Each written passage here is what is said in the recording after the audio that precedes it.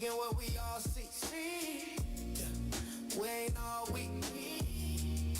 Therapy through the conversation. Yeah. Each episode is a demonstration of the pure and beautiful elevation.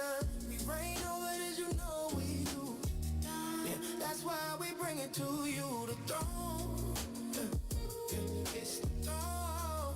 Yeah. And it's home. To what we already know. We are the throne. We are the throne. Well, we bring it all back home. You know the throne. Yeah. With the royalty and the way we building our unity. Seeing royalty in the words and all the truth we speak. With the royalty, yeah. With the royalty, yeah, yeah. We don't tell no tales, we tell real stories. We don't put folks down, we raise them up to glory. We don't make them worse, we make them better. And we do it together. We are the throne. We are the throne. Well, we bring it all back home. You know the throne.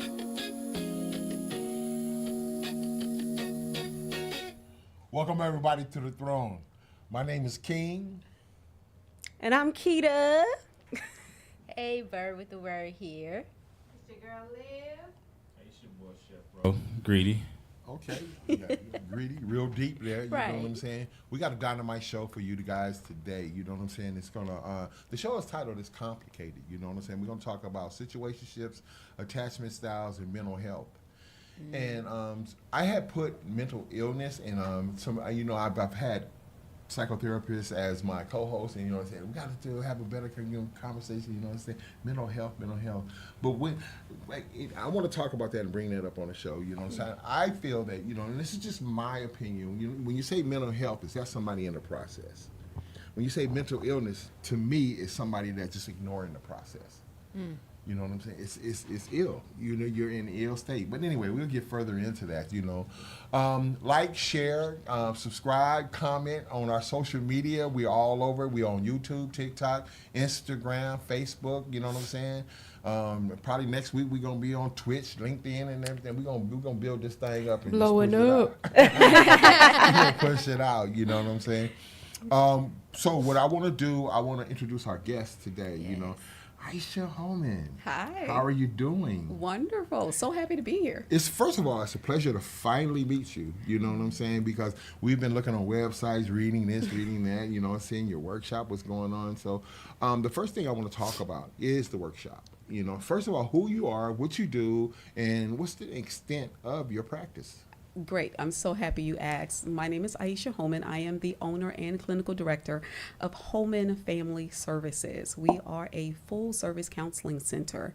We've been open for 15 years, and we have two locations, one in Irving, Texas, and the other one in Clarksville, Texas, which is about 30 minutes outside of Paris for you small town USA folk. We're there to help you too. But we do have a workshop coming up. It's called For Better Marriage, and it is February 20th, 2027, which is a Saturday, and it's the Saturday after Valentine's Day. Okay, guys? So there's still hope and chance for you to make your ladies happy. Okay. It's the Saturday after Valentine's Day.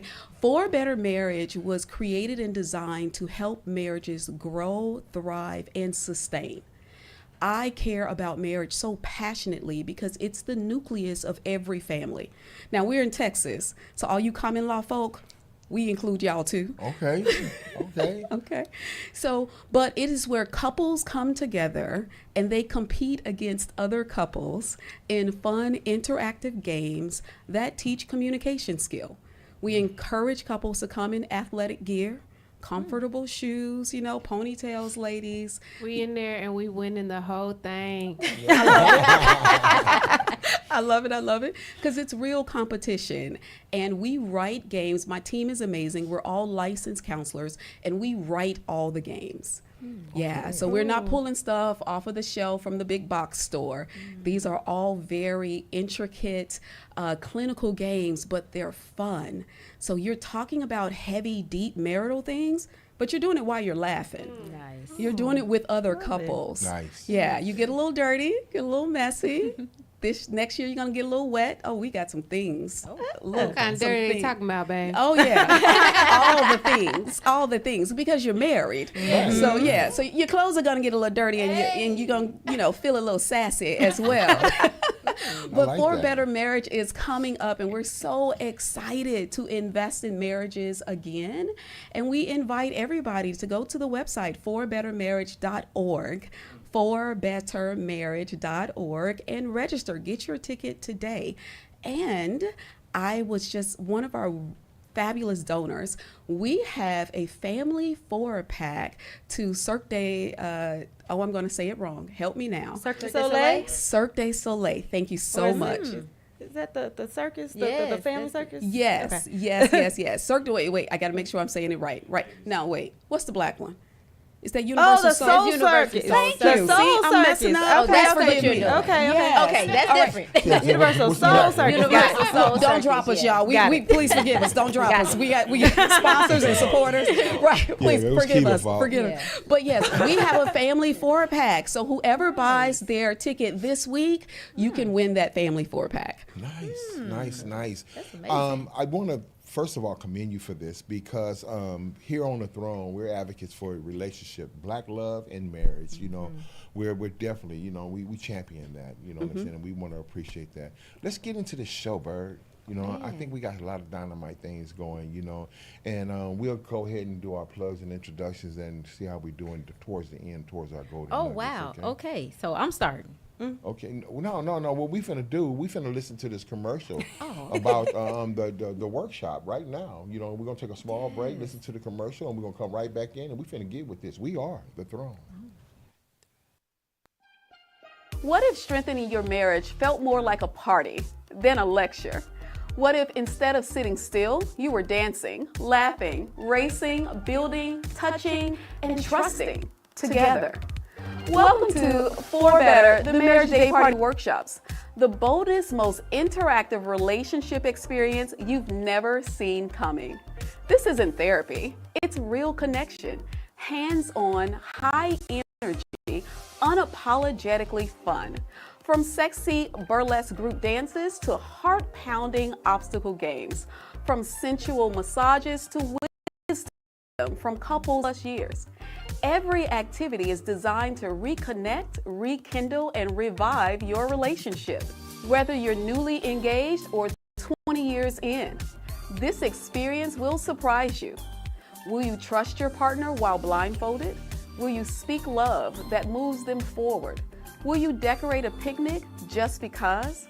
Will you write the words your heart never said out loud until now? This is not a seminar. This is not a sermon. This is a movement.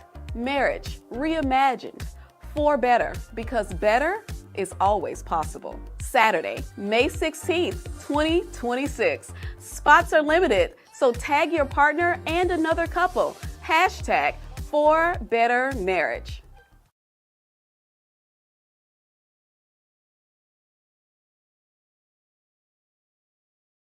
We introduce ourselves, but we have this wonderful guest here, Aisha Holman, and you all just saw about her event next year. Definitely couples check it out. I don't know, I might be there. We'll see. I might be a couple by then. Akita? I celebrate that. We Yeah, might be we calling it, covered we by claiming it. Hey, Come it's on done. in. We coming for y'all, Wilsons. But no, let's get into this. Relationships,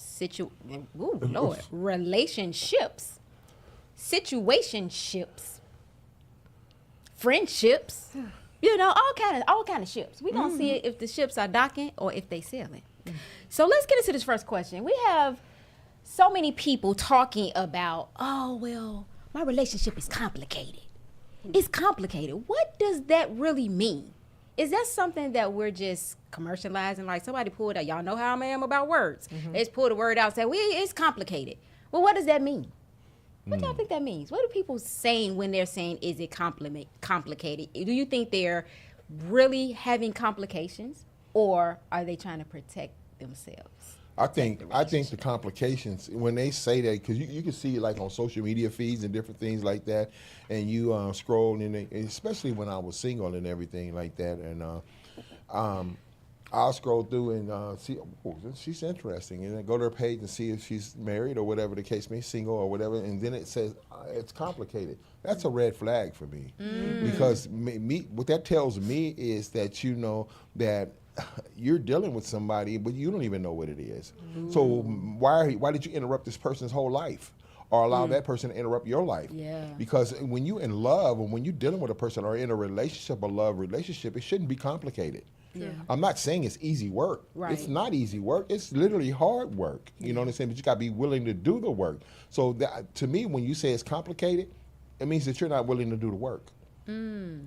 I think most of the time when people say that something is complicated in the relationship, it's pretty much because they want one thing and the other person wants something different. And they're trying to coerce, convince, manipulate, bribe the other person onto their side. Ooh, so it's a war going on. Absolutely. Battleground. Absolutely. Instead of, especially if you're dating or you're engaged, anytime before you're married, if the relationship isn't going in the direction that you want it to go in, and if the person isn't meeting your needs, most people would prefer to try to manipulate the person into who they want them to be instead of simply leaving the relationship. Go find a person that will be the person you want them to be, that's willing to do the things. You want romance and the guy's not romantic? Go find a romantic guy. Stop trying to convince, coerce, bribe, manipulate that man into being something that he's not. The same thing for men towards women. If you really want a woman that cooks and she doesn't, then stop trying to degrade her and tell her she's not a good enough woman, because that's not something she does. Go find a woman that does that. Now, once you are married, no, you're not going nowhere, because marriage is forever. Okay. Marriage is forever. To death do us part. And so then if things become complicated, then it's time to look at your problem solving skills. Well, Okay. first and foremost, Chef Greedy, I'm gonna try to cook today with my words. So when a person says it's complicated, that's your answer. That's the answer. It's no longer this complicated. It's mean you got something that you're dealing with, so I'm gonna go this way. First and foremost, people that say it's complicated, they tend to act within the norm, so they don't have to make a decision. They don't want to be able to make a decision. They want to say, it's complicated, and keep their options open. So when it takes two, one person doesn't want to make a decision, and the other person that's in that same situationship, they don't want to make commitment. So they're just gonna reap the benefit of being there. So a lot of things about men is, if you notice about men, is men will rarely end the relationship. They're gonna stay there until the end. They're just gonna stay. Keep ripping the benefit, because at the end of the day, you'd say you're not that emotional. You stay logical. You know what? Hey, it's more logical for me to stay here than it is to leave, because I'm comfortable here. So the woman is the one that's more of the emotional side, where today she feels this way, the next day she feels this way, but she chooses to feel normal, and her normalcy is not making that decision and just staying there until she gets fed up. So I got something to say about that though, because sometimes you find men that go, I'm in one day and my foot is out the next day. Whatever that looks like, whether they're interested in multiple women, whether they're interested in this woman today, and then life gets complicated. But I've seen men who have one foot in the door and one foot out too. So as far as women being more emotional, I'm not so certain when I'm getting to know you and then you're flighty, or there's a red flag, and that's when that is complicated comes in, because you're still trying to see this person for who they are, right? And then you're like, do I want to deal with them? This feels ugly, but I'm still trying to get to know this person. And then you start to settle, and that's when it gets complicated inside of you, as far as what you're processing and trying to learn about somebody else. And then I feel like that's where the label comes from. It's complicated. It's complicated within you. If you make your mind up that I'm done, it ain't complicated no more. And looking at it from a man's perspective, if I'm dealing with somebody and they out and about, we're out and about, or whatever the case may be, and somebody and I'm over here and they're over there, and somebody asks them, hey, you single? oh, it's complicated. And if I hear that, that's a total disrespect to me. Absolutely. You know what I'm saying? What are you telling me? What are you communicating? Really, to tell you the truth, for me, I'm gonna end that because that's look, love is everything. Love is a beautiful thing. Absolutely. But love ain't got no glue. Love can't hold shit together. Respect and honor and those things like that, that's the glue. Yeah. So if you disrespecting me and say this relationship that I got with you is complicated, don't let it be complicated no more. Let me simplify it. I'm done. I think you said it right on the nail. Is when people say complicated, that means that they do not want to take ownership of the relationship. That is correct. And Aisha, you said it perfectly. That's when you start to manipulate. That's when you start trying to get the other person to make that commitment or to make that decision that we're together. So if I say it's complicated, that means I don't want to take ownership or the other person doesn't want to take ownership. So I'm just going to be around for what I can get out of the relationship. Yeah. Right. And then they don't want to adult. Uh-huh. And that's really what I simplify it all the way down to. When you're adulting, you not only take ownership of the decisions you make, but you also take responsibility and accountability for the decisions that you make. So if you're in a relationship, be in the relationship. And if the relationship isn't what you want, like you said, King, leave. Yeah. Yeah. And one of the best, and another perspective from a man, that's all I can give you, a perspective from a man. So let me stop validating that shit. Look, if I'm nurturing my relationship, if I'm nurturing my marriage, one of the key elements in that seasoning right there is championing her. There you go. Yeah. That's my queen over there. That's my wife. That's wifey over there. You That's know what I'm right. saying? Ain't shit complicated. You know what I'm saying? What this is my wife. This is Mrs. King Charles. You know what I'm saying? This is Mrs. Smith. You know what I'm saying? That's championing her. That's owning her. That's screaming out to the world. This is me. Yeah. This is mine. This is my wife. This is my girl. This is my woman. This is my queen. And that's everything to a woman. Yeah. Yeah. That's everything It to is. a woman. And So I'ma say who benefits from the complication, Bird? you better go ahead and serve it up for me because I was like, wait a minute, go, but that's perfect. Nobody. Oh. Nobody. Talk about it. Because if you think about it, you all use some words: manipulation, accountability, relationship, be honest in what it is. I think part of it is that, are you in a relationship? What is the ship that you're in? What is the relationship that you're in? That could be, hey, we decided we're going to date, meaning we're going to go out together occasionally. We are going to sleep together. We are going to be friends, and when we're around other friends, I may be on your arm. If those are actual things, what that is, own that. It's complicated when you want a title that the other person doesn't, or the other person wants a title that you don't, and you are not being honest in what it is within yourself. So nobody benefits because you confused in your mind. Now you're putting it out into the world that I'm letting y'all know I'm confused. The other person may not be confused. Absolutely. To your point, they may be like, no, this is somebody I'm smashing. And that's it. Or this is somebody I hang out with, or this is my friend. I see them as a friend, and that's all I've presented, but they want something different. So in their mind, they've created a story that maybe if I stay around, or if I do this, if I give him this, if I buy her that, then we will become more. So in my mind, I've created a story. So it is complicated, as you said, Keita, within me. Yep. And you know what? Even if you being straight up honest, okay? Say, for instance, you know what I'm saying, in a dating scene, a man tells a woman, you know what I'm saying, hey, man, I'm digging you, but I'm in a process right now from my bad last relationship and everything, and I'm trying to do some work on myself, some shadow work. And She needs to run. Oh. She needs to run Oh. quickly. But Track shoes, but she sis. doesn't run, and then he tells her straight out that I'm not finna commit, I'm not finna get in another relationship, but we can hang out. She needs to run. Why is that? Why is that? She needs, because what he just told her is, I am not going to commit to you. He just told her the truth, Aisha. He told her the truth, but she needs to run. Because what some women unfortunately will do is they'll see that and they'll put in that P word, potential, instead of living in reality. Accept the man for who he is today. That's true. Tomorrow is not here yet. So if you meet this brother and he is amazing tomorrow, then you commit tomorrow. But today he's a jerk. Yep. Run. Because he just told you, I'm not going to commit to you. I'm still working on myself. I want to take you off the market. I'm being selfish. I don't want you to see other people. I want to smash. I want to smash or have sex. You know, all those things. I want to keep you on the side. You know, and I want to stop you from finding the man that you're supposed to be That with. part.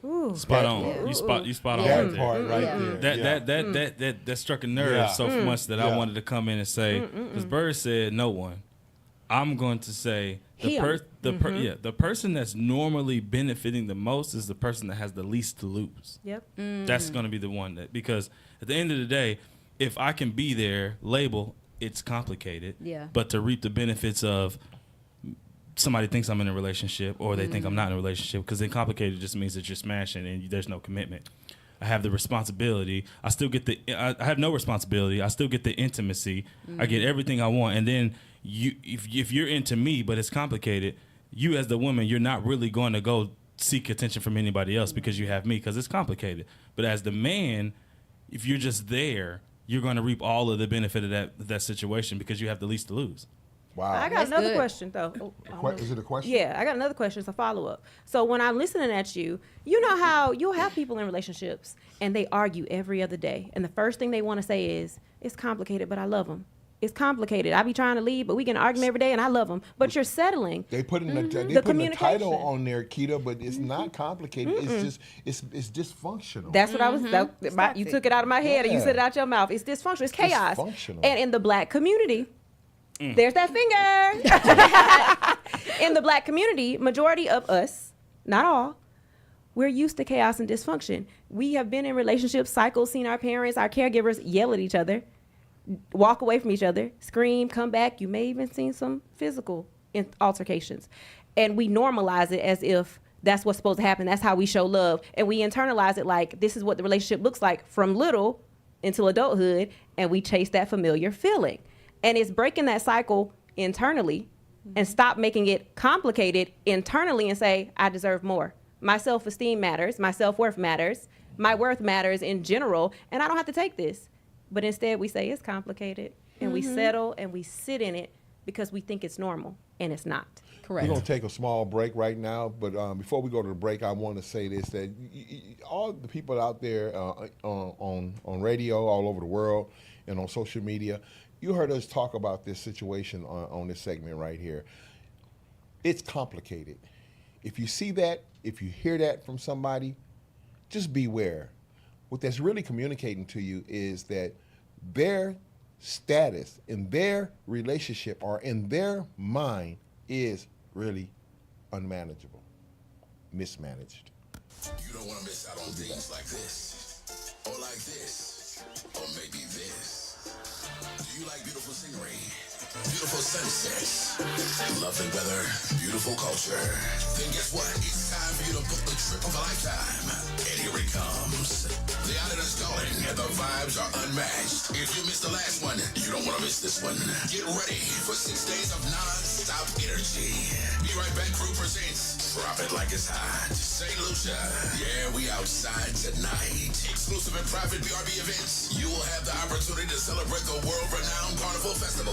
Travel with the BRB crew. Meet new friends and make memories of a lifetime. Book your trip now at www.berightbackcrew.com or contact us at 214-662-0073. Be ready, be bold, be right back. Are you a minority-owned or woman-owned business? Do you want to grow and take advantage of the billions of dollars being spent by corporations and the government with businesses such as yours? Let us help you. Contact the experts at Genesis Preferred Solutions, which represents certified, small minority-owned and women-owned businesses across the country whose successes are in the millions of dollar range thanks to long-term government contracts. Her niche company prides itself on business development and intensive direct strategies for growth and sustainability. Allow her team of experts to complete the process for you and help connect you to the dollars you need to grow your company. Don't miss out on another deal. Call today. You can't afford to wait. Being in business for yourself doesn't mean by yourself.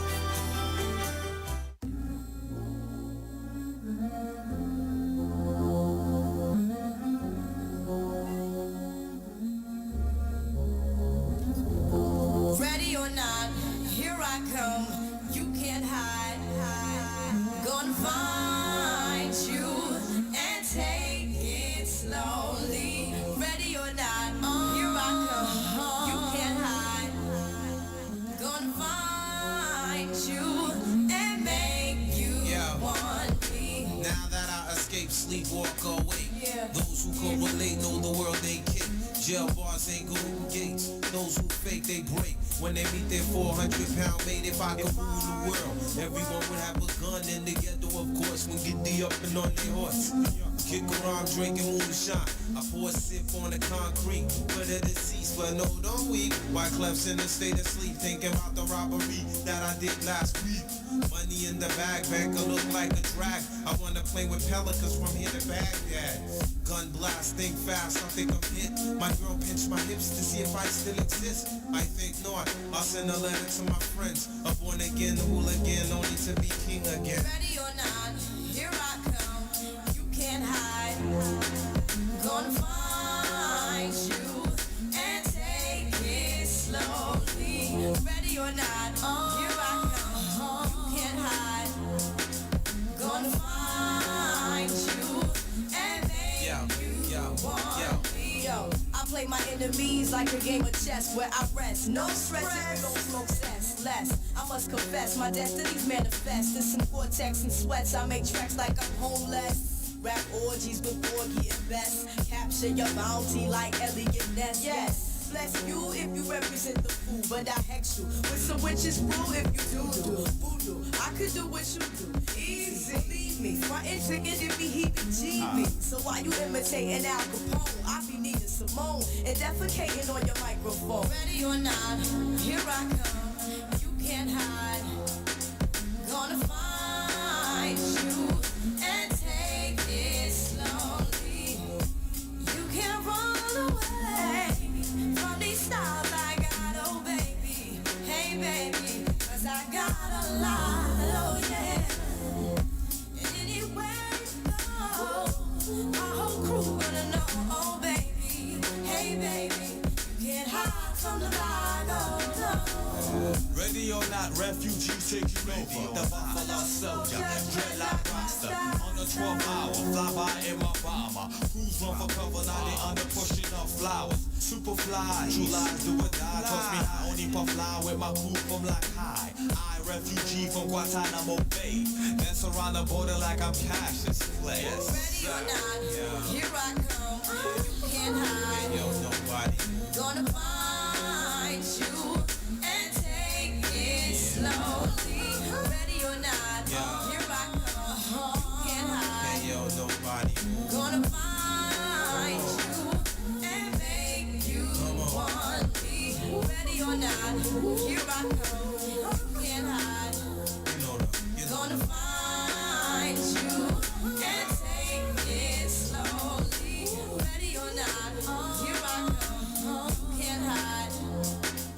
Gonna find you and make Can y'all really feel me? Feel us. East Coast, feel me. Feel us. West Coast, feel me. Say what? Dirty South. Here we go. Can y'all really feel me? Baby girl. East Coast, feel me. West Coast, feel me. Can you feel us? Dirty South. Dirty, dirty. Can y'all really feel me? Feel it. East Coast, feel me. Say what? West Coast, feel me. Dirty South. Dirty, dirty, dirty. Can y'all really feel me? I got to get bigger. East Coast, feel me. West Coast, feel me. Boy, I've been watching you like the hawk in the sky. You are my prey. Boy, I promise you, if we keep on bumping heads and know that one of these days. Welcome back on the throne. It's your boy Chef Ro checking in live on the panel today. I want to go ahead and ask you guys a deep question. I want to know, how does trauma and past relationship shape the kind of connection we accept or tolerate? Keita. Yeah, I was about to come in. The Thank you. finger was coming up. I saw it. I saw it. So when I think about trauma and past relationships, it can go either way. Either you're trying to run from what you already experienced, or you dive headfirst into the same cycle over and over because it feels familiar. This is a good question. And when I think about it, because to me it stems from childhood anyway, what you saw and what your first level of love looks like, how your dad showed up or how your mom showed up or how your caregivers show up, it is an imprint in your system for what felt safe. So when you become an adult, you end up choosing somebody who resembles or feels just like a particular parent or a situation. And it feels normal and your system calms down. So when you choose something completely different, it alarms you like, this ain't right, this don't feel right, I'm nervous, I don't know if this is gonna work. Mm-hmm. And it can go either way. I feel like for me, and I can only speak for my experience, being a domestic violence survivor, after that situation, I ended up being very mindful of how I showed up, how I spoke, how I talked to my person. And I calmed it all the way down to the point where it ended up being to my detriment of muting my voice. Mm-hmm. So I'm staying in relationships where I'm wanting my person to be happy. I might be showing up, I might be cooking, I might be trying to clean because I want that love, right? And I'm thinking if I'm calmer, if I'm not pushing back on what's being said to me, I'm keeping the peace because of that domestic violence. And it took me a long time to realize that relocating to Texas and starting over, I'm thinking I get a fresh start in a new state and I'm carrying that thing on my back. And I didn't even think at that time that it was showing up in the way that I was choosing partners, people that I was just engaging with, my complicated situations and all these other things. But I was carrying it into every single connection and responding from that. So the question about trauma and past relationships, it absolutely shows up in your connections, even when you don't recognize it, through your attachment style, through your anxiety, through how you feel safe in your body when you meet somebody. And I used to say, you about to come in, I already know. I used to say, what do I have written on my forehead? I don't have nothing written on my forehead. It's what that X that's on their forehead that I'm attracted to. And that's when I ultimately started to change how I showed up and what I allowed in my space.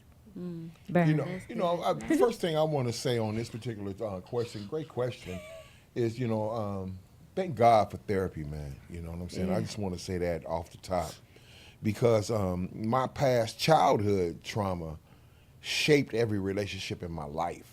And I went and functioned in my life, even as an adult, for a very long time without that information. And that's why I say thank God for therapy.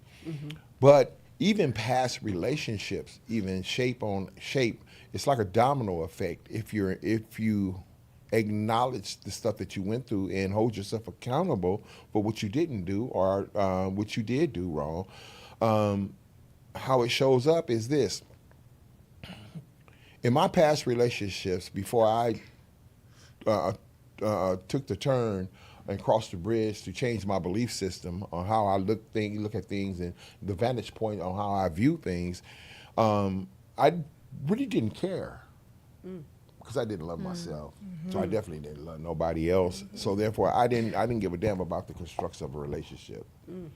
So, I was just in the game, you know what I'm saying? I was just trying to have sex with as many girls as I can, you know what I'm saying? She my girl, and she my girl, that type of thing, right?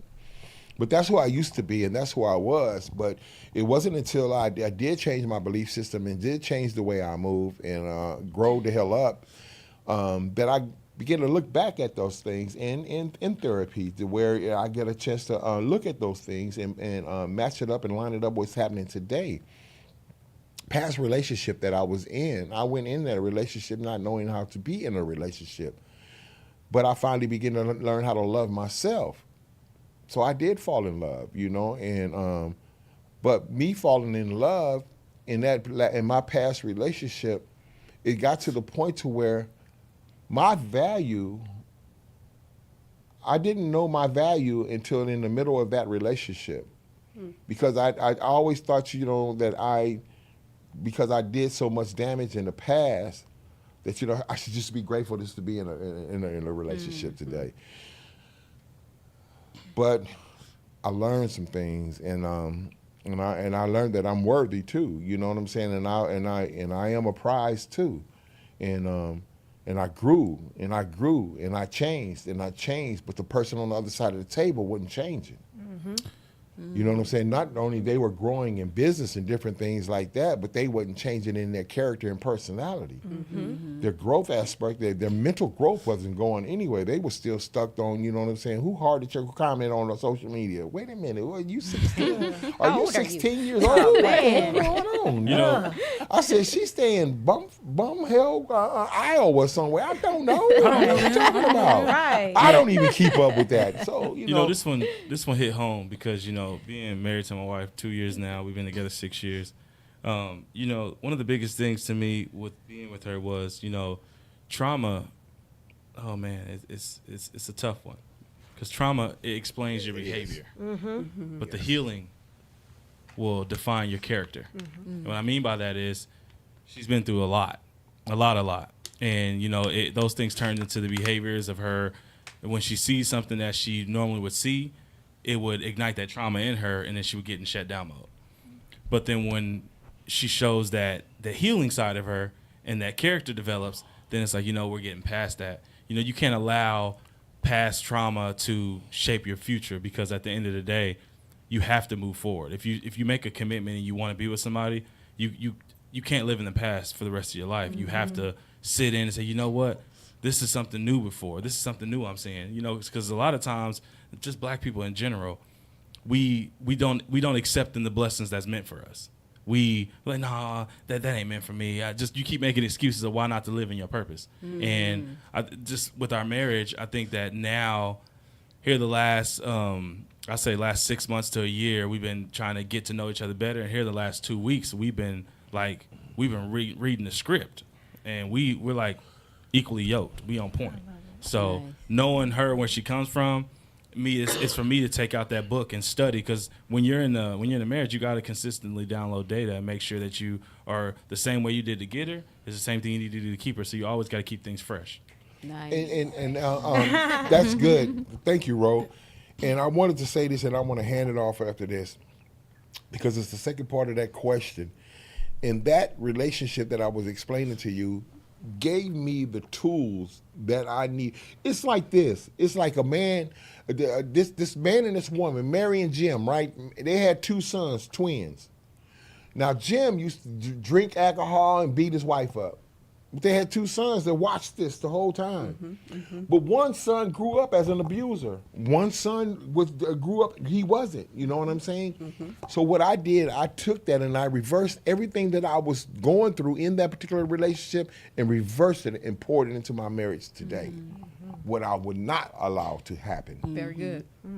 Weekly check-ins, you know what I'm saying? Sitting in the middle of our bed, Indian style, face each other and say, hey, what am I doing today? Am I lacking in anywhere in our relationship, anywhere in our marriage? You know what I'm saying? What in the beginning did attracted you to me in the beginning? What in the beginning? And she played for me and she explained that. And then I asked, am I still doing that today? You know, Very those good. kind of conversations, you know what I'm saying? Those check-ins, you know, Yeah. where are you at? How can I help you inside of our home, in our relationship, in our businesses and everything? How can I help you to bring you some ease and comfort, you know? Just those type of I didn't have those conversations because you know why I didn't have those conversations? Because if I did that, I would have been judged. If I did that, they wouldn't have seen the beauty of it. They wouldn't have seen the how that can help, you know? It was like being on an island by yourself. Here it is, and I'm gonna hand it off after I say this.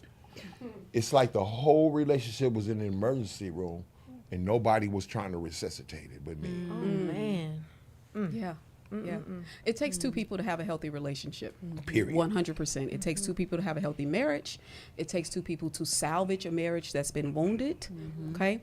But to respond to your trauma, what I like to tell my clients and everybody else that I interact with is whatever has happened to you in the past, whoever that person or persons were that harmed you in the past, they have stolen enough. They have stolen enough. They do not deserve the privilege to live in your present and travel with you into your future. Come on now. I love it. It's That's, true. Okay. That's huge. So when you think about unforgiveness, when you think about traumatic responses, when you think about giving the new person in your life the punishment for somebody else's crime, all you're doing is taking that original abuser, singular or plural abusers, and you're taking them on your back and you're saying, travel with me, Yeah. live here in my present, and then follow me into my future. But they don't deserve that right. Right. They don't deserve that privilege. Let them stay in the past. Because frankly, they've taken enough from you. You deserve joy. You deserve peace. You deserve happiness. You deserve love. You deserve great sex. Yeah. Come on now. All right. Yeah. Okay? You deserve all of that. And the person or persons that stole that distorted your view on marriage, on life, and all of those things, they don't deserve to continue to do that. You have a lot more life to live, and you need to do so freely. Letting them freely take space up in your, occupy space in your heart and your mind and your soul, all of that. And sometimes we do it unknowingly. Okay. So very short true story. So I grew up with a single mom because my father died when I was 12, 13. I was like 7th, 8th grade, something like that. Right. And so during the time I grew up in Chicago, I'm a Chi-Town girl. I'm very proud of that. But my mother did not drive. My big sister said she did. And I was like, I don't remember it. So she ain't drive. That part. That part, right? That part. And so, but what my mom did, because she wanted us to desire more, all right? She was a teacher. Teachers don't make enough now. Imagine way back when. I'm Gen X. I'm telling my age, all right? So, but what she would do is we would get on the bus and ride the bus out to the suburbs. And she would say, Aisha, one day you're going to have a house like that. Oh, look at that car, baby. One day you're going to drive a car like that. And she'll introduce me to the principals. When I was a little girl, you grow up in your parents' profession, so we grew up in her classroom, to her principals and all the stuff. And some of them were black women, some of them were black men, some of them were other cultures. But she would say, oh, look at that lady. I really like her. Look at the way her suit. You're going to wear suits like that, and you're going to do this like that. She wanted to give us vision. She wanted to help us dream. Unless you've seen it, sometimes people truly don't know that it exists. King, I can't tell you how many people come in my office and truly don't know what a healthy marriage is. They have no clue. Sis, you hit it on the nail on the head. You said it well. But here is the thing. If we're going to teach our culture or just people in general and help people grow, we have to be the healthy that they get to observe. Got to be the example. Yes. We have to be the ones to say, no, in our home, we don't curse each other out. In our home, I do celebrate my wife publicly and unapologetically. Period. Hello. If your wife is a cooker, she'll say, absolutely, I fix my man, whatever. Breakfast, But lunch, dinner, I'm whatever. I'm the cooker in the house. Oh, okay, all right. Yeah, Get it. Chef King over here. There you go, Chef King. I see that. But however she loves you, say it publicly and unapologetically so people can know that love is not something that should be hidden. And for all my black, wonderful, beautiful sisters out there, there is nothing wrong with loving your man. Woo! That's it. I love Absolutely nothing love it. wrong with loving your man. It takes nothing away from you. It does not diminish you. It does not lessen you. It does not take away from your intelligence, your degrees, or anything. Honey, love him and love him loudly, boldly, and proudly. He deserves it. I love it. I want to jump in here for a minute. I've been quiet. Get up in there, then. But two things, man. First of all, I literally think we're the same person. So, because Twins. except my mom and dad, Chi-Town that thing. later. But couple things. I have a question because I had to look up the word, but I'm going to ask this question even though the word is a little off. You were talking about trauma of when you're younger and how that plays in your adulthood and how you choose your relationships and things like that. My question is, what happens when the trauma, lightly saying that word, is not traumatic? And let me explain that. So Yeah, I was going to ask you to explain that one. So right there. here's my thing. I had two parents that loved each other. I saw that, right? You were talking about that. My mom, we got on the train and we went downtown and we went to all these places and saw this. My dad, I saw him love my mom. They used to tease my dad and say he was henpecked. And he would say, I'm pecked by the right hand. Because he was like, hey, I know my mom did not drive for a long time. I did see her once, and she was like, I want to do it. But my dad drove her everywhere. He worked downtown. She was a teacher on the west side. He would drive her to school. We are twins. That's why I said that. That's why I was like, ma'am, I think we... But he would drive her to the school, park, get on the train, and go downtown. And then come back and pick my mom up from school. And so people were like, well, what's that? And he was like, it's good. Who wants to drive? Who wants to park downtown, first of all? Right. So it worked. But seeing that and then getting older and dating and when I got married and it was just like, okay, this is what I saw. It wasn't normal. So then talking to people about it, it's like, oh, well, you're expecting too much. That's not how it is. Like, seriously, this is a thing. Wow. Yeah. I wrote a script. And it was a friend of mine, and it was about a black family and a father and daughter relationship because it was loosely based on my dad. And so when I told him to read it, he was like, man, this was really good. He said, but it's kind of white. I was like, white? I was like, why would you say that? I said, well, pick, what's your favorite black movie? I can't remember what he picked. But I said, well, that one and mine, which is more mirrored, because I knew his life, which is more mirrored to your actual life? He was like, probably yours. I was like, are you white?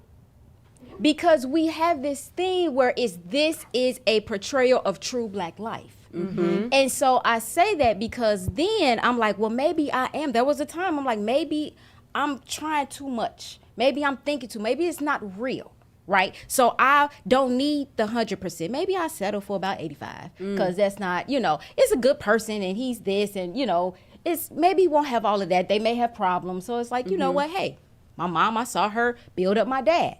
So maybe this is just a place for me to do that. So you assimilated into brokenness.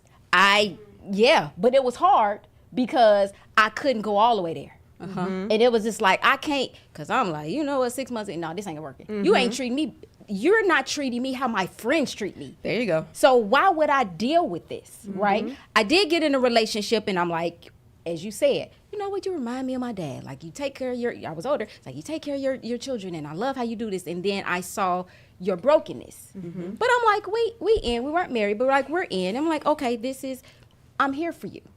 But then you keep bringing up your past, and it becomes a generalization. Well, women are this, and how they do this, and da-da-da. And I'm like, okay, I get it. This is what you're saying. This is what we're portraying on social media. So everybody's like talking about it. I get it. Understand. Let's have a conversation. You're right. There are women that do this, blah, blah, blah. Yeah, and so women, after a while, I'm like, am I not here? Right. Because what you're saying you want is here.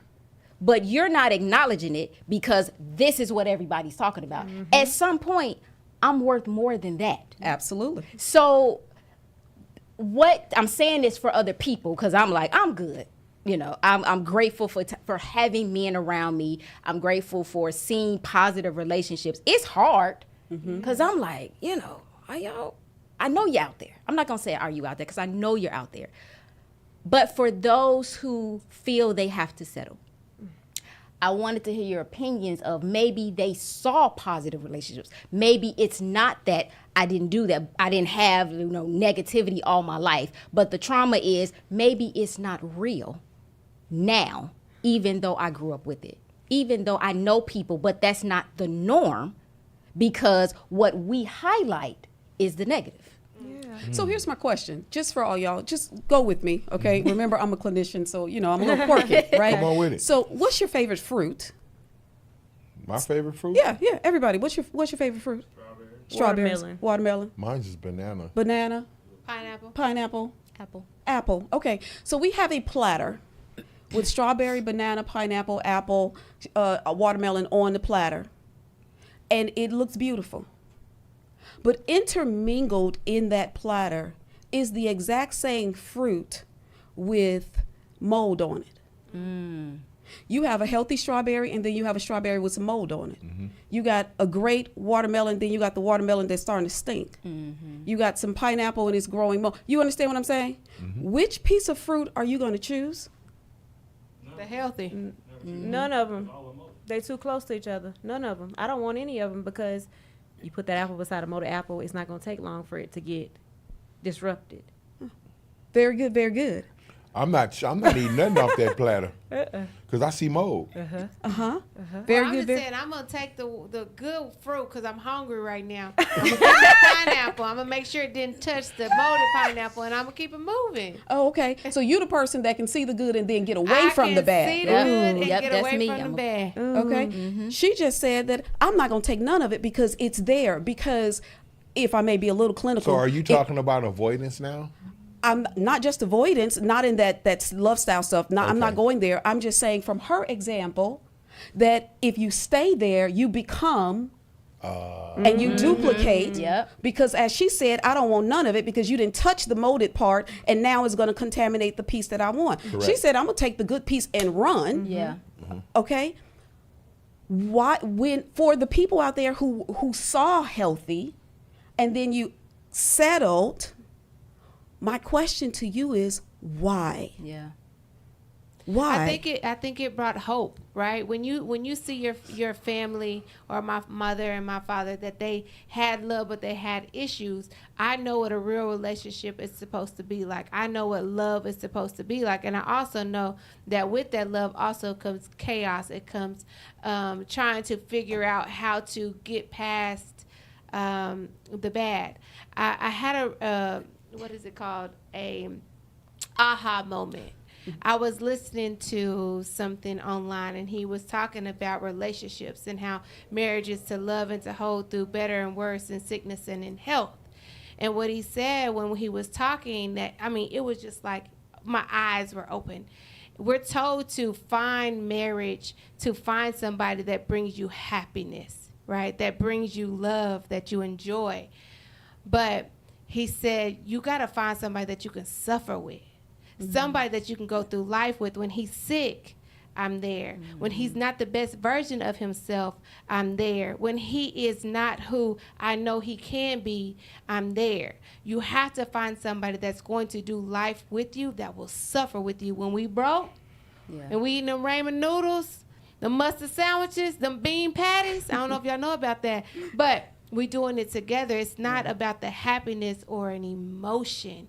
Correct. It is about who I can stick through my suffering with and picking the right person. So when you mention the fruit, I have to be able to see the good. I have to be able to see the potential without sacrificing who I am and who I want to become. Yeah. Well, in not sacrificing, that's the key. Because so many people look at Big Mama and Grandpa and Mimos and all those, and they look at their relationships and say, well, they stayed together through all these things.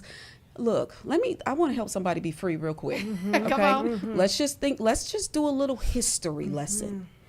I'm Gen X. My parents were baby boomers. For those of y'all who don't enjoy history the way I do, I'm a classic nerd, y'all. I love it. Baby boomers are the Malcolms, the Martin Luther Kings. That's the Vietnam. That's the women's right to vote. That's the black. Okay, they came into society and boomed, and they changed everything. Before them was a generation called the silent generation. That was the generation that survived the Great Depression. Okay, before the silent generation, okay, was full on sharecropping and borderline slavery. We were in that quasi zone. All right, and before that was slavery. Now, for the silent generation, which is my grandparents, and for the millennials and the people further down, your great grandparents, you want to know why they stayed together? Thank you. They had no choice. They had no choice. There was not an option. Women did not have the right to vote. Black women did not get the right to vote till well after Anglo women did. Okay? Black women could not go and get a job unless you were a maid or servant somewhere. All right? We were being killed. Y'all think we being killed today? No, baby. We were being killed then, left in the tree while they danced and celebrated around it. We could not go anywhere. So yeah, Pawpaw had another family up the street. Where was Big Mama going to go? Nowhere. She couldn't even get a bank account. Do you understand? It was illegal for women, all shades in America, to have a bank account without either her father or her husband's permission. So when we think about what our grandparents and great-grandparents endured, the foolishness that happened in their relationship, it was out of necessity. Yeah. Okay, hey, y'all, by the way, I know we still being killed on social media, but guess what? We free now. You can go get a job. You can own your own stuff. You can have a bank account. So do I believe in marriage and suffering through when things get bad? Absolutely, absolutely. But before you say I do, please make sure that's the man that will suffer with you too. Yeah, good. come on. Yep. That's big. Yeah. That's true. That's Okay. Very big. true. Hey, on that note, we're going to take a break, you know what I'm saying, and listen to our family of sponsors. And before we go, I want to say, she had brought up a thought I have, man, and I want to put this out there. She brought up all those generations, and she went way back, man, and she broke it all down. And this is 2026, and we finna entertain 2027. It's not the same, y'all. The building blocks on relationships and marriages is not the same today. You gotta stay up to date on what's happening today and how to love and appreciate and honor your mate, because the building blocks are not the same. She said they stayed together for a different reason that you need to stay together today. Throne. The throne. Lifestyle Change Chiropractic. Start your path to restoration today. Proudly serving the thriving community of Dallas and Fort Worth, you can now experience the power of personalized chiropractic care provided by the expert, Dr. Martavius Taylor, and his team of professionals. Take control of your well-being and book an evaluation today. Lifestyle Change Chiropractic can enhance your life through services from pain relief and improved mobility to holistic wellness. With a custom plan tailored to treat not only your symptoms, but the root cause, you can reclaim your lifestyle and start feeling amazing, one adjustment at a time. Get in touch with us today at lifestylechangechiro.com or 817-200-6061. That's lifestylechangechiro.com or 817-200-6061. Lifestyle Change Chiropractic. Hi, I'm Rosalind Long, and I'm here to empower your financial future. I know you're saying, how can I do that? Because I'm your trusted partner in finance and business certifications. I can help you obtain your minority certifications because I'm a certification specialist, as well as we help you receive maximum refunds on your tax returns. So don't hesitate. Give us a call at 214-282-2235. Also, follow me, Rosalind Moving Forward Long, at Facebook. Again, you can follow Rosalind Moving Forward Long on Facebook. Don't hesitate. Give us a call.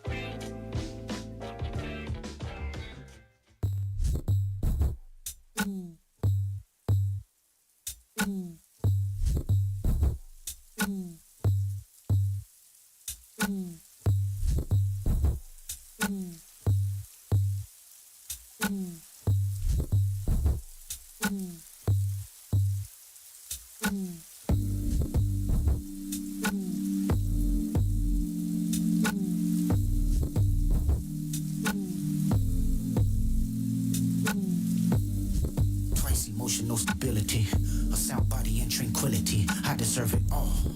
Like minds and less enemies. Stock investments, more entities. I deserve it all. VVS's white diamonds, GNX with the seat back reclining. I deserve it all. Put my homes on a beachfront. Flying private, what you eat for lunch. I deserve it all. The respect and the accolades. Lapping on the island, watching castaway. I deserve it all. For every good that passed away, sent 2.5 million on the average day. I deserve it all. Keep my name by the world leaders. Keep my crowds loud inside of beats. I deserve it all. More money, more power, more freedom. Everything heaven allowed us. I deserve it all. I deserve it all. I deserve it all.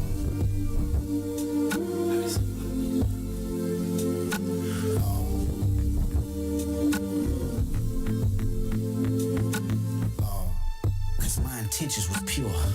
Even when you wasn't sure, even with every allure. How much temptation you endured. You probably look for every cure. I said I deserve it all. I'm waking up at 6 a.m. 6 miles a day, conditioning my wind. I said I deserve it all. I'm showing up as your friend. Telling truth's better than your next of kin. I said I deserve it all. I never asked for too much credit, seeking validation just for the aesthetics. I deserve it all. I see you as a human first, even when you didn't understand your worth. I deserve it all. It's innate to mind my business, writing words, trying to elevate these children. That's why I deserve it all. Pray for those who prayed against me. Every reason why my ancestors sent me. I deserve it all. I deserve it all. I deserve it all.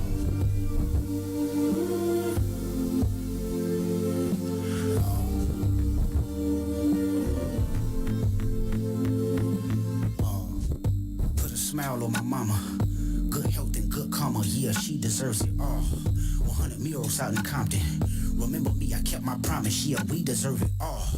A better life for my daughter. Made my son take it further than his father. Yeah, he deserves it all. A close relationship with God. Whispered to me every time I close my eyes. He said, you deserve it all.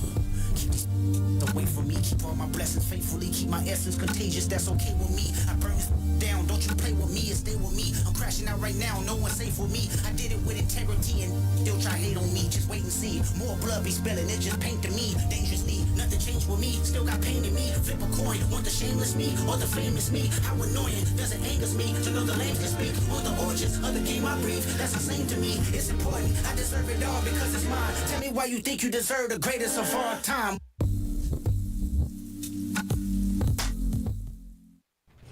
Welcome back to the throne. We talking about all the real things regarding situationships. It's complicated and what works and does not work. But let me ask you this.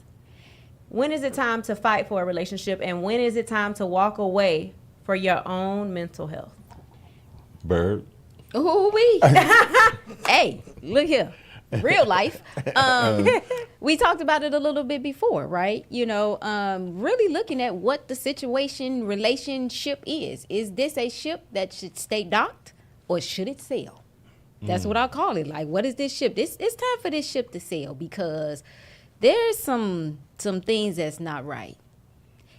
It's not, I don't want to say bad. I want to say not right. Because it could be two people that just don't align. And it may take some time for you to get to that point if you did not start out right, especially in dating. Because we date our representative, right? We send out our representative and this is, who I am.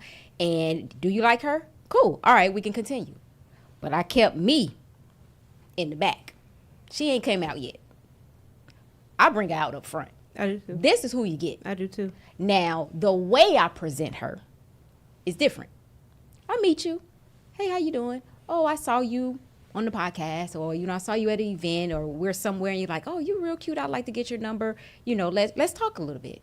Okay, here's who I am. Here's what I'm got going on. I personally, right now, I was like, I'm not ready for a relationship. I'm rebuilding some things, but I would like to get to know you because I want to make sure that I'm whole before I jump into a relationship. Okay, right? now let me ask you a question right there, because when I said something similar to that in the show, Aisha said run. You said the woman should run. Shouldn't the man run in that situation? So I kind of disagree with what she said, but we were talking, and I don't think automatic run. Okay. I think it depends on where they are, because if you are looking for a relationship, you're looking for this love connection, yes, run, because he's not ready. Okay. If you're open to I'm getting to know people, that's different. because I'm not ready to jump into a relationship. So I would not say run, because maybe what you have, something about you, would help that person in their healing process, not necessarily to be in a relationship. I have a friend who was dealing with some things, and it's because when we met, I'm talking to you, I'm giving you space to express what's going on with your last relationship. Some people weren't giving him that. So it's like, I'm not looking for you to be a partner, like we're gonna get together, but we're friends, so I'm open. Let me help you. Now I can say, oh, you know what? When you are ready, here's what you need to look at to heal. Because he's not threatened by me because, oh, she's trying to be in a relationship. I've set the space for you to be comfortable in, to be vulnerable, so that you're ready when you go into the space with this other person. Because I can give it to you straight because we're friends. So I wasn't looking for it. I think you said it. It depends on the relationship. When you think about fight, that's we going toe to toe. I'm in it. We boxing. I'm in the ring, right? So when you think about your relationship, where are you in that relationship? Are we a friendship? Are we a marriage? Are we trying to get to the next level? Yeah. I think when it comes to, am I going to fight for this relationship for my own mental health and my own peace? That's a decision that has to be made. Because when you think about a fight, when they go in 30 seconds in a ring, it is tiring. It's exhausting. Yeah. It's a lot of work, and it's training that had to happen beforehand. You think about that training, that's becoming the person that you fully can say, I'm authentic, I'm healed, I'm in a good place, I'm giving 100%. Where if you're coming into a fight and you are not at the best height, the best weight, the best health, right? You're not, what is the word I'm looking for?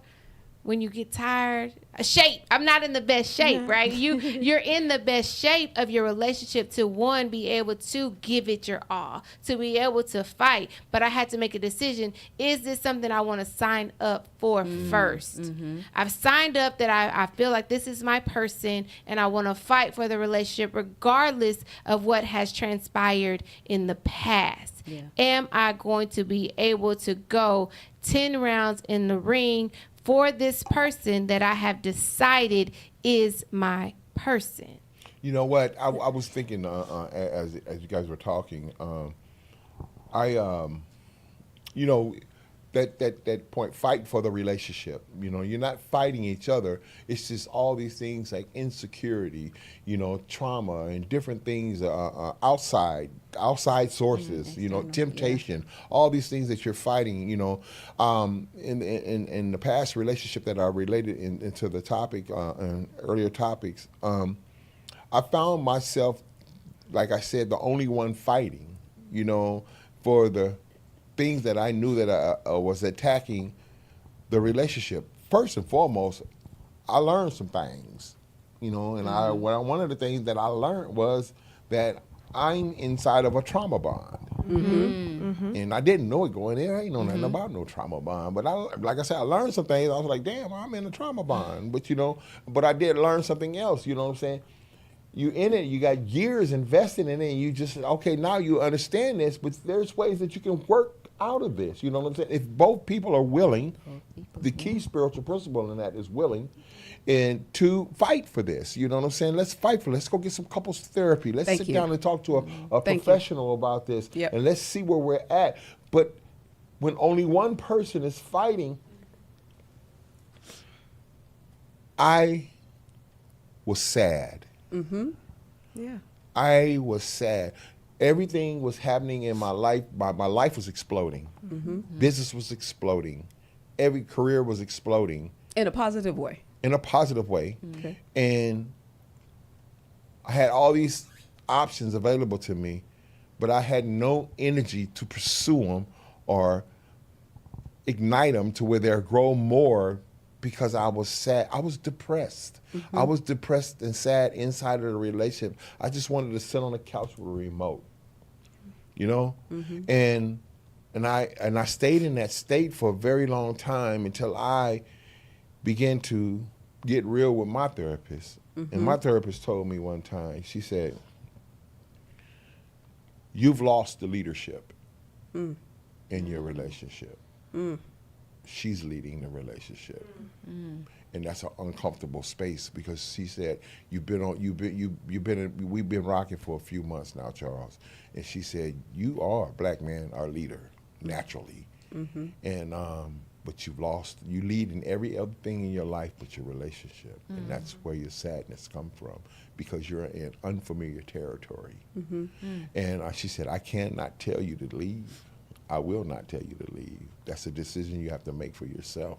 But you have to ask yourself, do you want to stay sad or do you want to be happy? Because you're responsible for your own happiness. You said it, Ro. It is one of the hardest things, the most difficult things that we can do is leave relationships as men. And I had to build nuts for that, man. You know what I'm saying? I knew I had to go. Yeah, I knew I had to go. No man loves to fail. Man, I had to build the courage to do that. Yeah.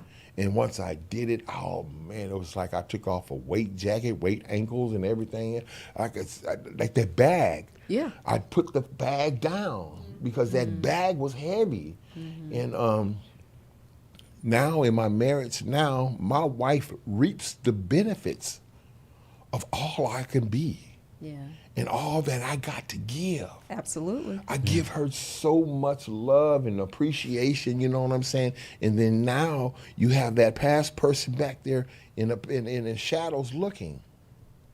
And she feels like she stole me away, and I was there. But she didn't want to enter into healthiness. No. She didn't want to follow you into healthiness. No, she didn't want to follow me nowhere. No, she didn't want to follow me nowhere. You know what I'm saying?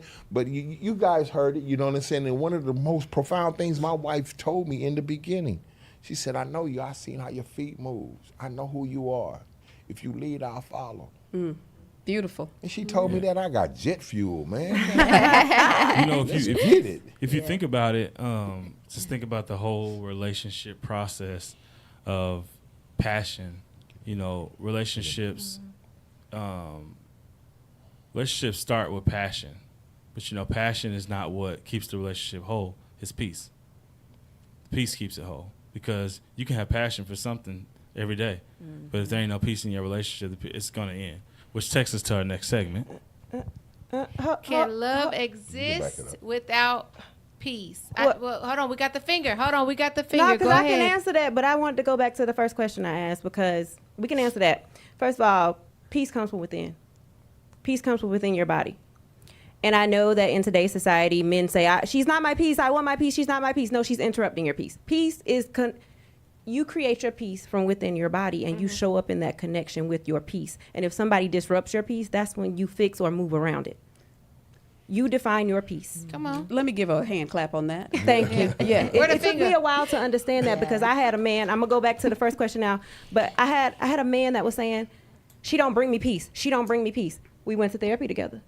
There were children involved, and I'm about to get real vulnerable because I was sitting here. I was quiet for a second. I was listening to King. I was listening to Ro. I was listening to everybody, and I'm gonna get real vulnerable for a second because when I think about fighting for a relationship and when it's time to walk away, I know what that feels like. When you have invested time, money, finances, you've shown up for children. You've cooked, you've cleaned, you've shown up as a wife. You're not in a wife position, but you know you want to be a wife. You're already carrying yourself as a wife. Yeah. He who finds a wife finds a good thing. Come on, good thing. Now, the thing about when it's time to leave, you're showing up in therapy. You're showing up, you're doing the work. You're saying, okay, I'm gonna journal. I'm gonna make these adjustments for me. I'm gonna write it out and then go to this person. And then if it's still bothering me, that's when I know it's not resolved. I haven't been able to resolve it myself. When I knew it was time to leave because I'm sitting in therapy and I'm crying, broken down. Somebody is mentally and verbally breaking me down and I'm showing up for children. When I knew it was time for me to leave that relationship is when I knew I didn't want them kids to see dysfunction. I didn't want them kids to see me at my lowest. And I didn't birth them babies, but I love them as if they are my own to this day. Yeah. I said, you know what? Those kids deserve to see safety. They deserve to see love. They deserve to see something that is an even ground for foundation because they replay and repeat what they see. Yeah. I didn't want them kids to see me broken. Regardless of whether I birthed them or not, they needed to see healthy. And I said, you know what? I don't have much more that I can give. I'm already depleted. I wanted this to work. However, I don't have anything else to give it. Self-abandonment showed up. It showed up. Wow. I left myself because I was trying to keep something in place that was already cracked and broken, and I was holding it together myself. One of the most painful things in my life. Wow. And I wanted it to work. And I sit here today and I think about it. My peace was disrupted and interrupted. Yeah. But I couldn't see it. People put the title on a pedestal, and they think that because you're married, because you're in a relationship, that makes you more valuable. Absolutely not. The peace that you create within your body, the self-worth, the self-love, that's the first priority, because then you know how you deserve to be loved, and you set the pace for what you allow in your space. Now, can love exist without peace? Yes and no. The reason I say yes and no is because Struggle love, Dan. that's the part. If you cultivate peace in your body, then you know what it feels like for your self-love, and you know what you feel you deserve from someone else. But you can absolutely say, but I love him. And ain't no peace in that relationship. That's dysfunction. But it still means that you don't have a true definition of what love is. So you can think you love somebody. Peace might not be there. You don't know what peace is in your body, and you chasing the dysfunction that you always knew to be familiar. You can think it's peaceful, but it's not. I have to agree. Go ahead. I have to agree with. I don't think love can exist where there's no peace, because like I said before, love has no glue. It's great. It's wonderful. It's amazing, but it's not a building block. The building blocks in peace, internal peace, you know what I'm saying, coming into relationships and marriages and stuff, where you have that internal peace, that's good. That's just like coming into a relationship with self-love, because I can't love another human being if I can't love myself. Right. I cannot be at peace with another human being if I'm not at peace with myself, because the opposite of peace is chaotic and confusion. Absolutely. Absolutely. I wanted to go back to the last question about when to leave the relationship and just say this, because it's super important. If you are being physically abused, I'm glad you brought leave. that up. Okay. Now, if you're being physically abused and you're not married, leave and run, block, change the address, and all the things. All that. Okay? All that. If you're being Skedaddle. physically abused and you're married, I'm still going to say leave, baby. You can stay married for the rest of your life. You just don't need to be in the house with him or her. Okay? And for all the men, all the shades, men are physically abused in marriages and relationships as well. Yes. It's just not as reported as frequently because of the stigma and the shame. All right. And the number one thing that men are typically abused with and from is money. There are a lot of men in financial abusive relationships. Okay. But the imminent threat to your life, you are being physically assaulted. I need you to please leave. And if you don't know how to leave really quickly, guys, this is how you do it. Okay. You create a go bag. A go bag is a quick little bag that you can put together, and you leave that bag at a trusted friend's house that your partner is not going to go hang out and visit with. And that person believes in you. They're not going to go tell. Okay? Because sometimes people are in abusive relationships and they have no access to money. Their entire everything is being controlled. All right. When he or she tries to leave, the first thing they grab is your phone, your car keys, your purse, because they're trying to restrict you, or your wallet. They're trying to restrict your movement. Right. So when they're gone away, you put one pair of something. You can't take a lot because they can't know that you've disrupted the clothes in the house and all the things. You take one toy, one favorite toy of the child, and you put it in any little bag. It has to look like a bag that's kind of like garbage. You can't get the luggage because they'll know it.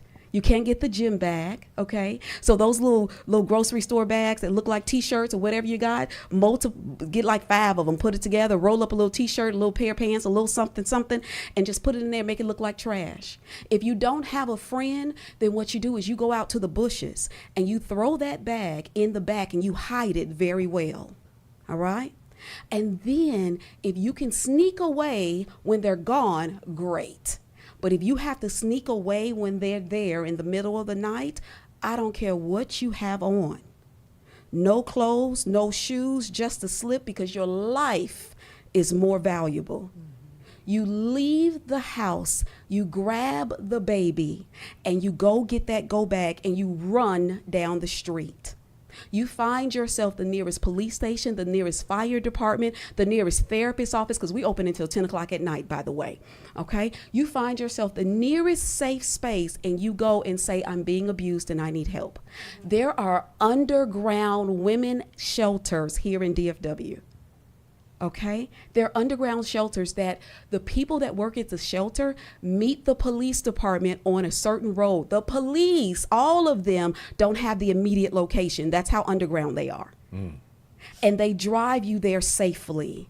And yes, we do take your cell phone because we can't have you going back and we can't have you putting other people in danger. So just And FYI. exposing the location. And exposing the location.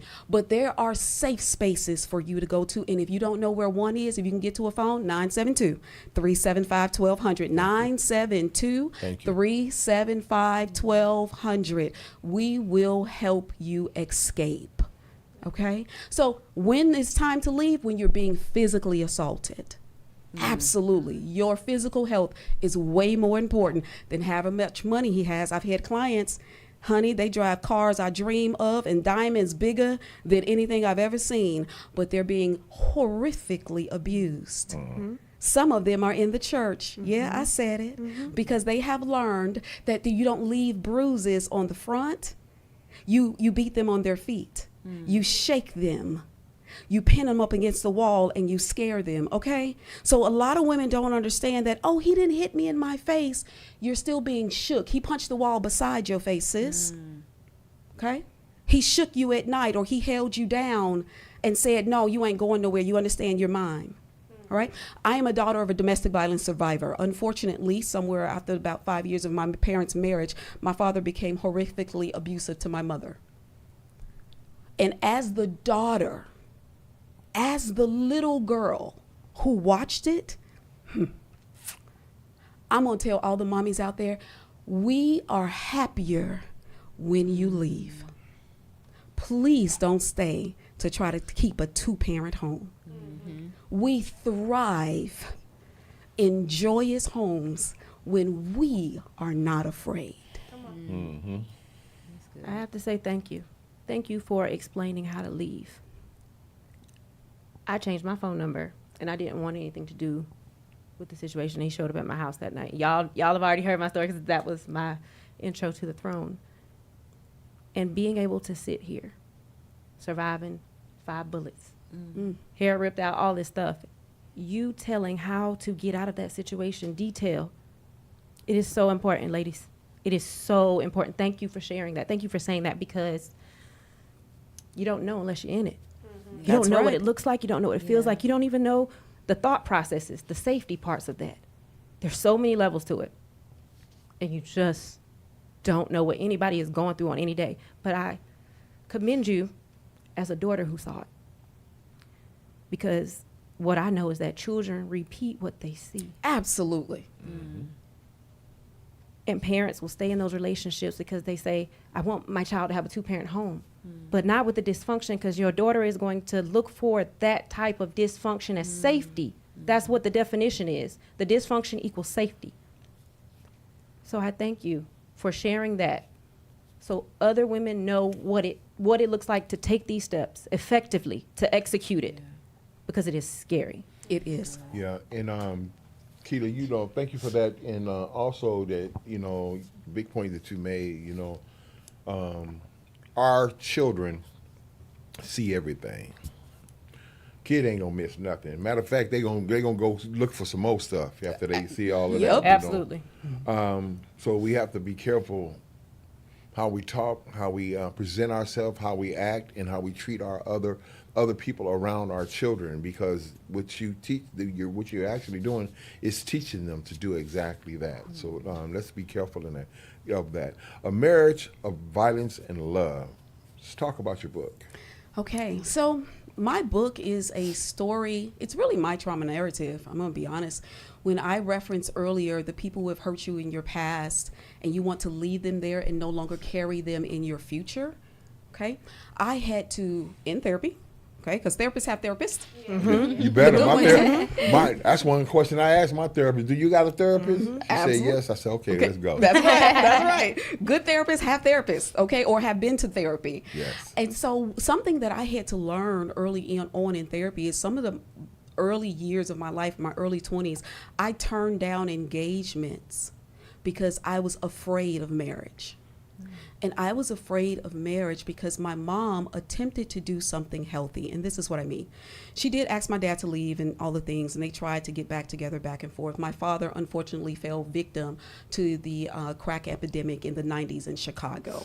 All right. And so he went through all of that. But before the substances, he was a husband. He was a loving, doting husband. And I know this because I did the research. I had to go poll the audience, my mother's brothers. Okay, I had to go ask, and they told the stories of Lee Elton, as they say, bopping down the streets, walking on his toes, bringing my mother's flowers, and in his corduroy blazer with the patches on the elbows, okay, with the butterfly collar, and he used to bring her flowers and drive her around and do all the things, right?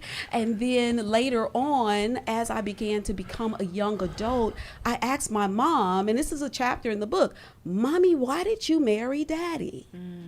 Because you guys literally came from different sides of the train track.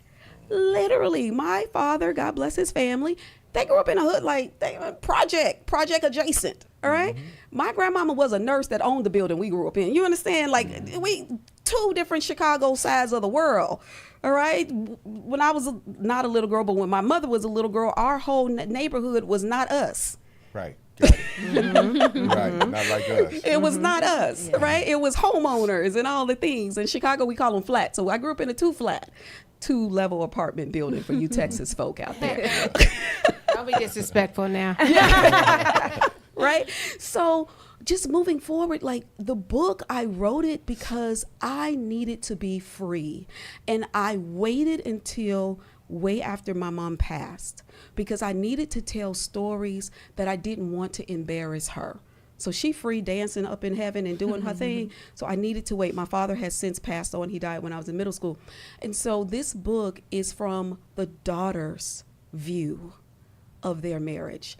And I only tell my story, and I'm very, very careful. I was very, very careful in that because I have siblings.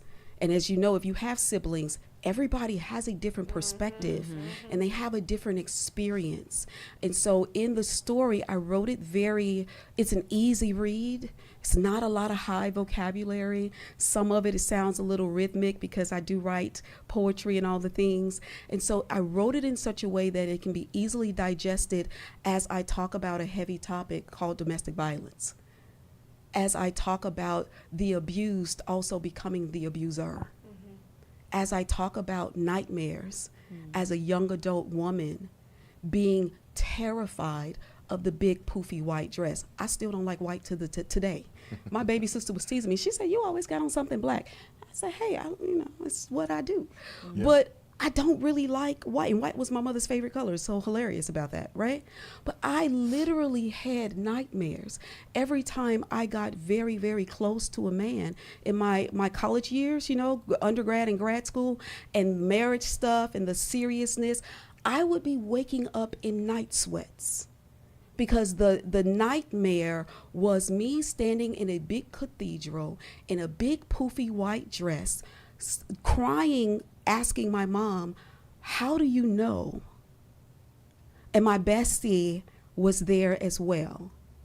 And all I could say is, "How do you know? How do you know?" And I would wake up in a panic. And the question, my question was, how do you know that he's not going to abuse you? Wow.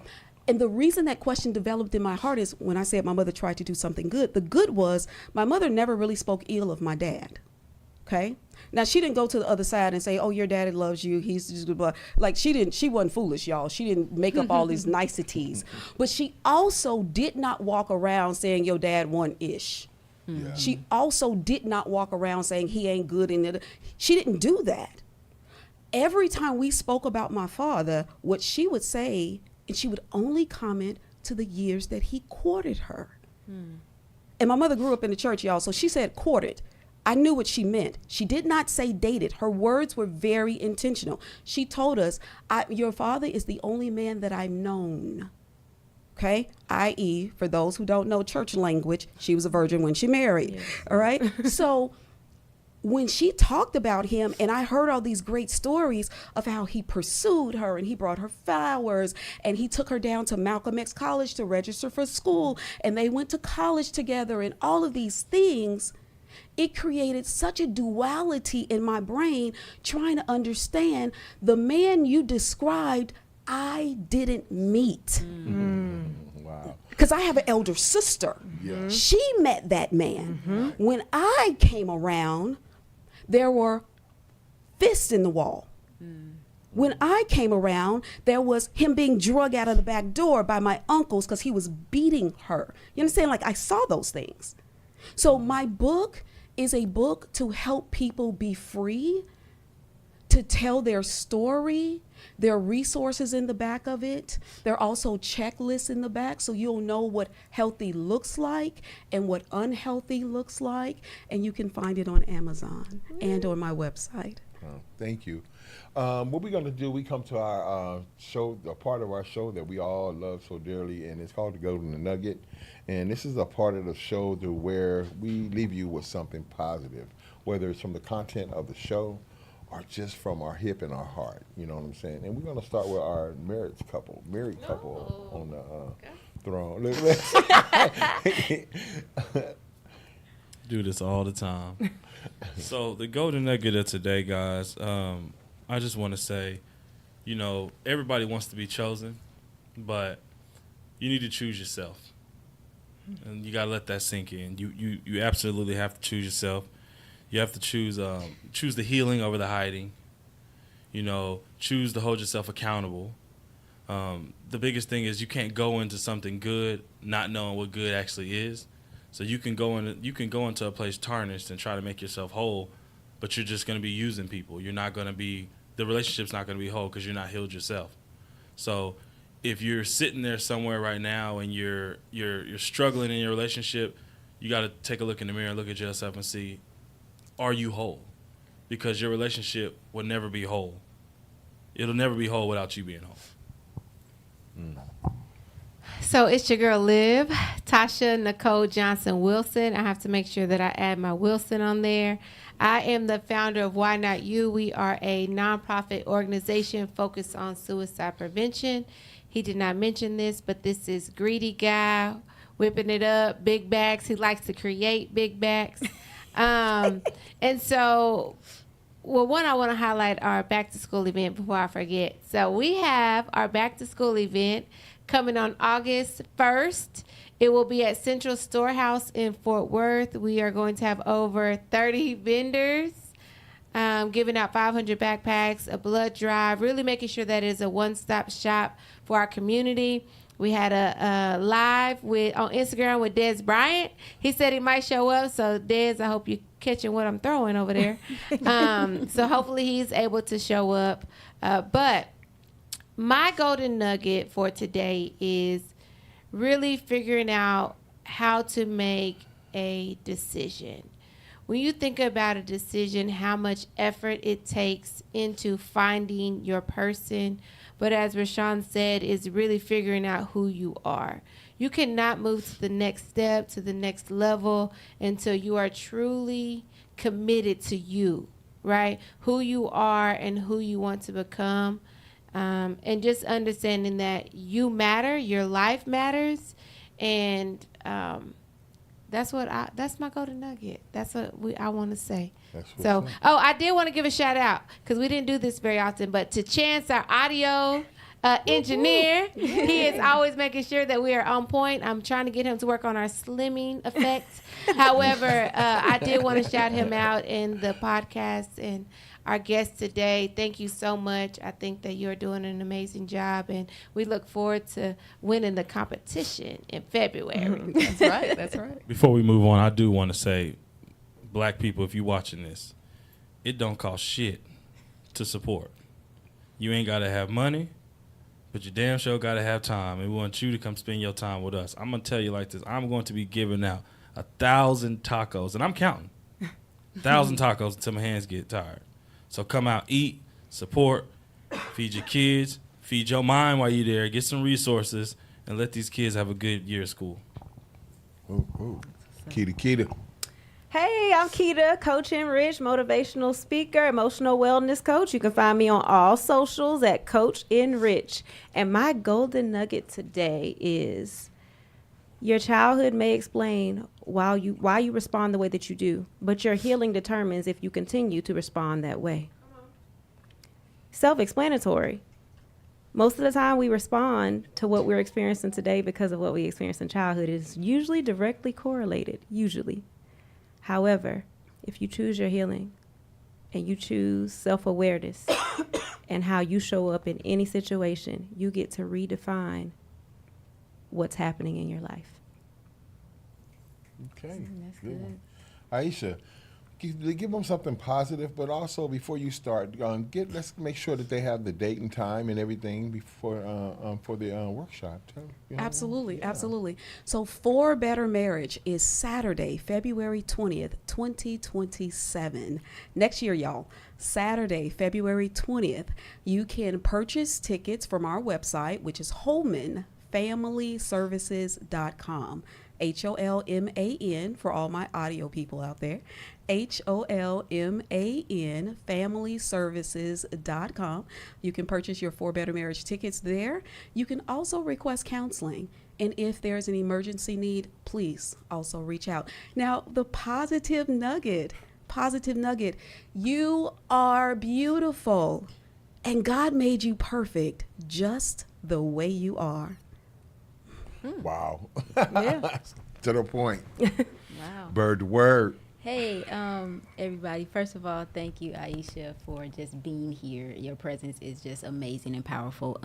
The nuggets that you shared throughout the show were just great. So don't forget, check her out, y'all. If you married, I might be back in, but go ahead. Check it. So if I am, Wilson's, I'm coming for you. But today I want to touch on what everybody talked about. You. Being you. Loving you. Understanding your healing, that you need to be healed and whole and all that. But you might have a question, because I did. How? How do I do that? There's so many things and so many people out there like, okay, go here, do this, say this, but you don't really know you. I'm going to plug myself because I usually don't do that. I have a new playbook out, and it's called Reposition. And what it is actionable, real-life tools that I've used and I've helped people use just to see the thing from a different perspective. That might be your next move. It's not about doing something, but turning around and looking at your situation differently so then you can know what the next move is. So I'm telling you that because I lived it 2 weeks ago. I lived it last week. These are things that are right now. I'm not talking about things that happened to me. Most of you know I had years of loss. I've learned things then. In a new season of transition, I'm learning and have learned, and I'm showing you, here is what you do in the moment. Maybe you saw your therapist last week, but something happened today. There's a trigger. What do I do in this moment? This is what this book tells you in the moment, right now, how you can shift. Maybe I went to my doctor 2 months ago and something's going in my body and I can't get another,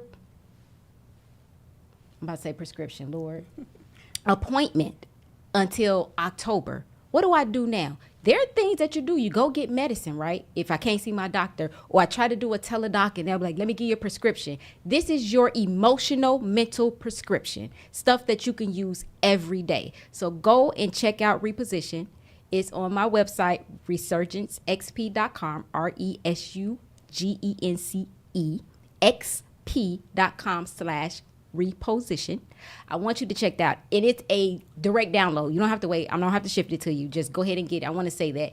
And I want to say my golden nugget is you can do this. Mm-hmm. You do matter. As everybody said, you matter.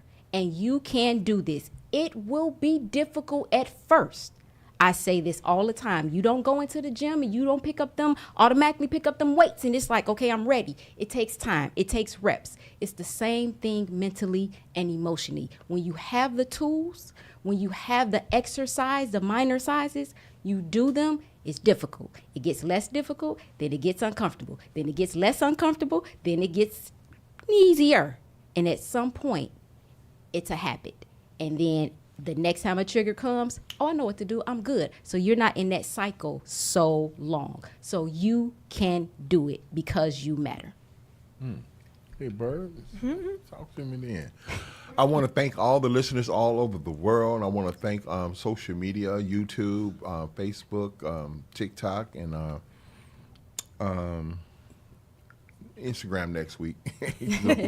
But I just want to thank our listening audience, our fan base. Make sure that you like, comment, share, and subscribe. I want to thank the team, man. You know what I'm saying? The team for what you do on the camera, on the air, and definitely the things that we do behind the scenes. You know what I'm saying? Just like tomorrow, I'm gonna be modeling in a modeling show. You know what I'm saying?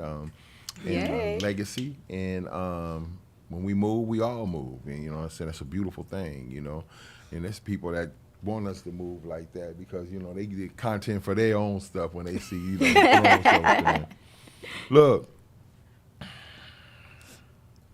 If you really want to know who a person is, how a person rolls, or what they're actually made of, look at the people around them. Mm-hmm. Look at who they hang with. Look at the places they go. And it's going to tell you everything that you need to know about that person.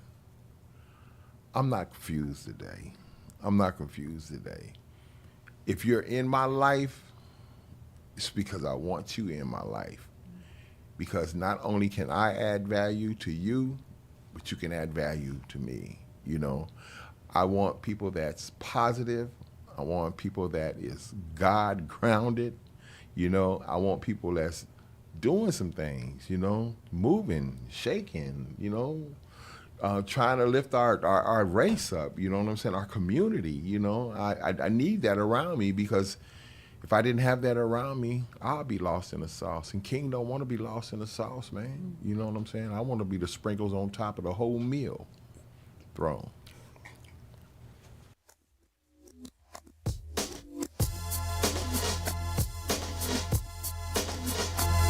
Yeah, this one right here goes out to all the babies, mamas.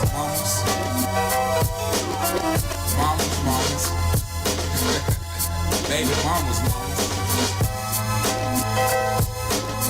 Yeah, go like this. I'm sorry, Miss Jackson. Ooh,